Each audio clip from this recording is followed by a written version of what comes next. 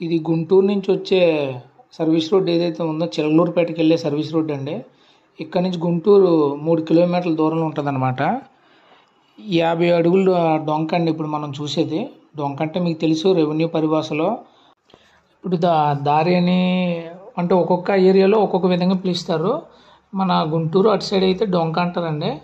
ఇప్పుడు ఇది 50 అడుగులు డొంక అనమాట. అంటే 50 అడుగుల కచ్చా రోడ్డు అండి.